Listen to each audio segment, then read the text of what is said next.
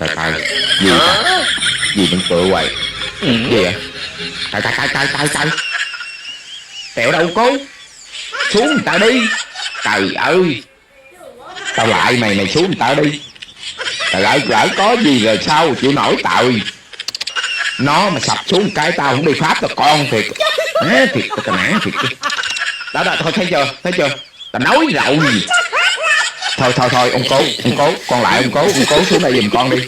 Tao nói nó sập xuống một cái tao xẹp lép liền. Trời ơi.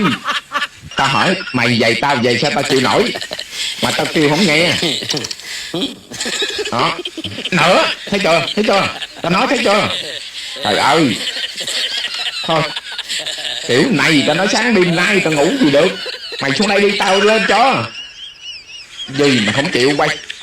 Thiệt tao nản nó thiệt. Gì được không. Thôi. Trời ơi trời.